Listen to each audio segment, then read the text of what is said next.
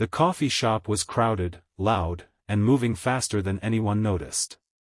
Behind the counter, orders were being called one after another, cups were sliding across the counter, and impatient customers were already checking their phones.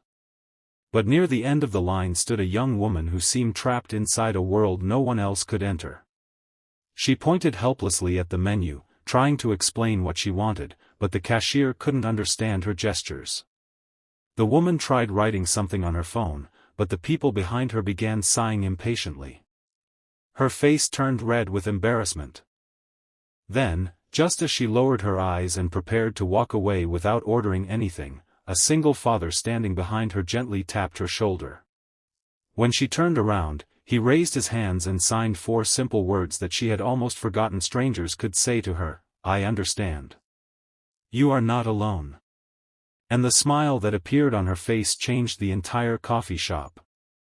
If you believe that one small act of kindness can change someone's entire day, please take a moment to like this video, share it with someone who needs hope, leave a comment, and subscribe to Kindverse for more stories about kindness, second chances, and the moments that remind us there is still goodness in the world.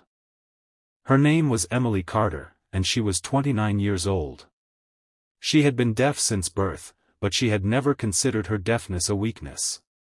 Her mother had taught her American Sign Language when she was a child, and Emily had grown up believing that communication simply came in different forms. She could read lips, type quickly, and understand people through facial expressions and body language. She had graduated from college, built a career as a graphic designer, rented her own apartment, and learned to navigate a world that rarely slowed down for people who communicated differently. But independence did not mean life was always easy. There were days when she felt invisible, days when people spoke about her as if she were not standing there, and days when she had to fight twice as hard just to be treated like everyone else. That morning, Emily had an important reason for being at the coffee shop. She was meeting a potential client who had contacted her about designing the visual identity for a new children's bookstore. It was the kind of project she had dreamed about for years. She had spent the previous evening preparing sketches, reviewing color palettes, and practicing her presentation. She had barely slept because she was excited and nervous. Before the meeting, she wanted one simple thing: a cup of coffee. The small cafe near downtown was usually one of her favorite places. It had large windows, wooden tables, green plants hanging from the ceiling, and a quiet corner where sunlight spilled across the floor. But that morning, it was unusually crowded. Emily stood in line and carefully studied the menu. When she reached the counter, she pointed to a picture of a vanilla latte and then held up one finger. The cashier smiled politely but misunderstood her. He asked something she couldn't hear, and when Emily shook her head, he repeated it louder. She could not hear him the first time, and shouting would not magically make sound appear. Emily pulled out her phone and typed what she wanted. Before she could finish, another customer behind her complained about the line. The cashier looked uncomfortable. Emily could feel every eye around her. Her fingers suddenly felt clumsy. She had handled job interviews, presentations, apartment leases, and difficult meetings, but somehow ordering a simple coffee had become the most humiliating moment of her morning. She finally typed the words, "Vanilla latte, medium, please," and turned the screen toward the cashier. He nodded, but then asked another question. Emily couldn't understand what he was saying. She tried to explain again, but the line behind her continued growing. Someone sighed loudly. Another person whispered to a friend. Emily's shoulders dropped. Then she made the decision to leave. She stepped away from the counter, pretending she was not hurt. She told herself she didn't need coffee. She didn't need this cafe. She didn't need anyone's help. She had survived worse moments than this. But before she could reach the door, a little boy suddenly ran toward her. His father caught his hand before he could bump into a chair. The man was tall, wearing a simple gray jacket, worn jeans, and carrying a small backpack over one shoulder. He looked like someone who had spent years learning how to balance responsibility with exhaustion. His name was Daniel Brooks, though Emily wouldn't learn that until later. Daniel glanced at Emily, then at the phone in her hand. Something about her expression made him pause. He looked at her for a few seconds, as if trying to understand what everyone else had missed. Then his hands moved. Emily froze. He signed slowly, carefully, making sure she could see him clearly. "I understand. You are not alone." For a moment, Emily simply stared at him. She had not expected it. Not here. Not from a stranger. Her eyes filled with tears before she could stop them. Daniel smiled gently and signed again, asking if she needed help ordering. Emily nodded. He walked with her back to the counter and helped communicate her order. There was no dramatic speech, no angry confrontation, and no attempt to make himself look heroic. He simply made sure she was understood. A few minutes later, Emily received her vanilla latte. She held the warm cup between both hands and looked at Daniel. He signed, "Better?" Emily smiled and nodded. But Daniel's little boy, Noah, was watching them closely. He tugged on his father's sleeve and asked something. Daniel looked down and smiled before signing to Emily that Noah wanted to know if she was his new friend. Emily laughed silently. She signed back, "Maybe." Noah grinned. That tiny moment should have been the end of the story. But it wasn't. Emily's meeting with the bookstore owner went better than she expected. She presented her designs confidently, and by the end of the meeting, the owner offered her the project. Yet throughout the conversation, she kept thinking about the man at the coffee shop. She wondered why he knew sign language. The next morning, Emily returned to the same cafe. She wasn't sure why. Perhaps she wanted to thank him properly. Perhaps she wanted to see if the kindness from yesterday had been real. Or perhaps she simply wanted proof that the moment had actually happened. Daniel was there. He was sitting at a corner table with Noah, helping him color a picture while waiting for their breakfast. When he noticed Emily, his face immediately brightened. He signed, "Vanilla latte?" Emily laughed and nodded. They began meeting at the cafe almost every morning. Emily discovered that Daniel was a single father. His wife had died 3 years earlier after a sudden illness, leaving him to raise Noah alone. He worked as a maintenance supervisor at a nearby apartment complex and often picked up extra shifts whenever he could. His life was not glamorous. His apartment was small, his car was old, and his schedule was exhausting. But he had learned something after losing his wife. People rarely knew what someone else was carrying. And sometimes the smallest kindness could become the thing that kept a person moving forward. Emily eventually learned that Daniel knew sign language because his younger sister had been deaf. His sister, Sarah, had died when she was 19. Daniel had learned sign language as a teenager because he wanted to communicate with her better. He had spent years practicing, making mistakes, laughing with her, and learning that communication was never about speaking perfectly. It was about making an effort. Sarah had been the person who taught him that. Emily became quiet when he told her.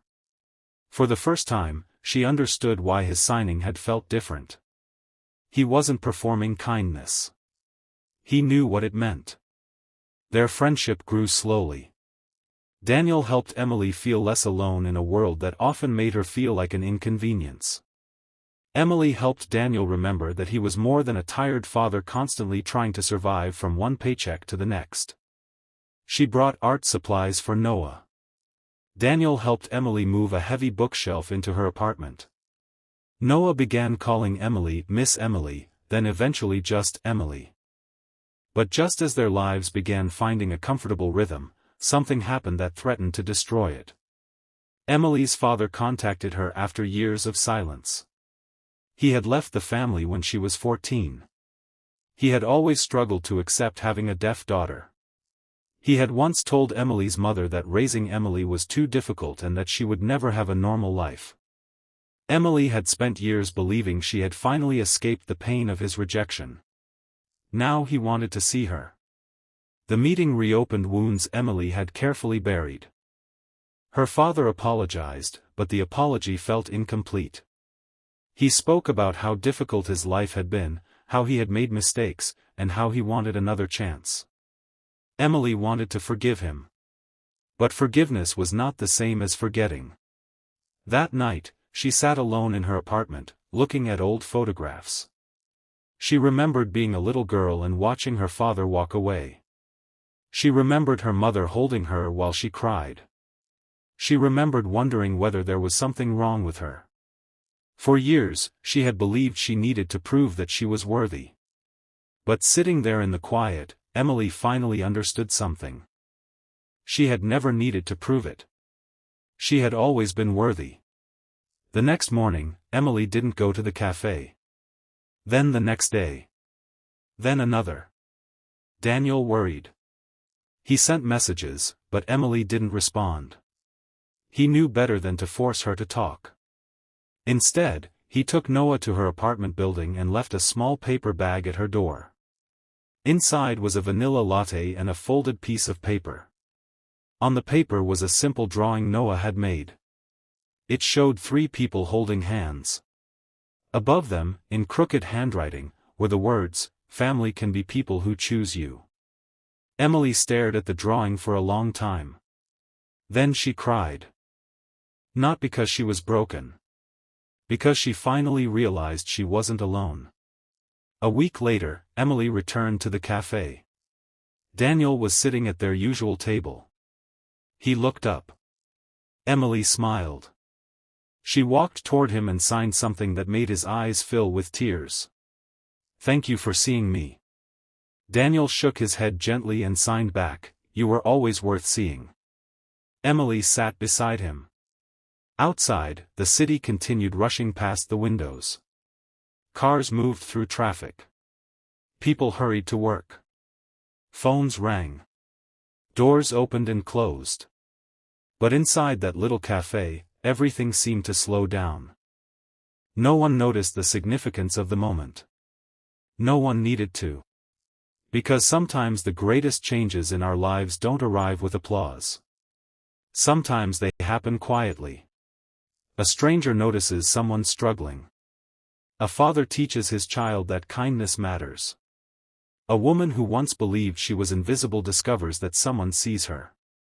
And a man who once lost his sister finds a way to honor her memory by helping another person feel understood. Months later, Emily designed the entire visual identity for the children's bookstore. The project became one of the most successful pieces in her portfolio. The owner later offered her a permanent position as the store's creative director. Daniel eventually started taking evening classes in graphic design after Emily encouraged him to pursue something he had always wanted to do. Noah became fascinated by sign language. He learned the alphabet first. Then simple words. Eventually, he began teaching other children. And Emily's father? She chose to forgive him, but on her own terms. She allowed him back into her life slowly, making it clear that forgiveness did not erase the past. It simply meant the past would no longer control her future. One rainy afternoon, Emily, Daniel, and Noah sat together at the same cafe where their story had begun.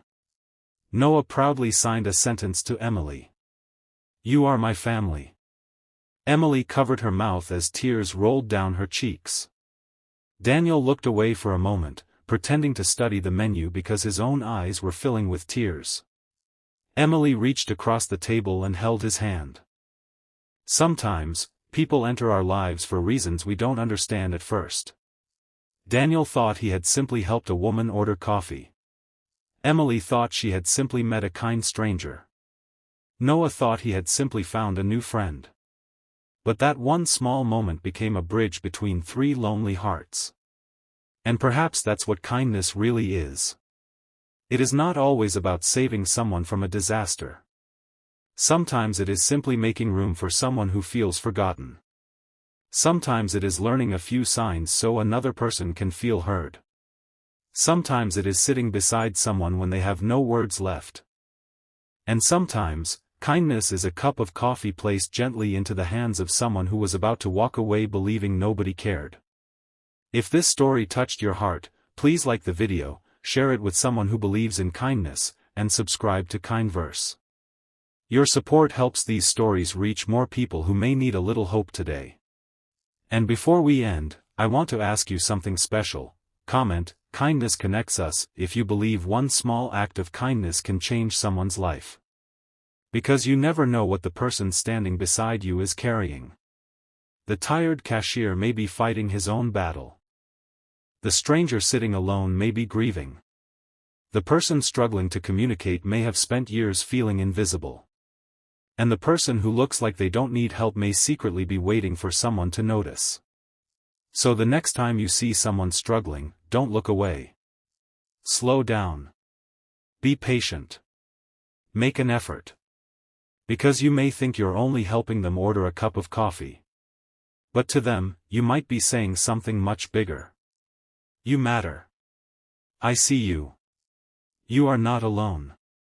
And sometimes, those 4 words are enough to light up a smile that someone thought they had lost forever.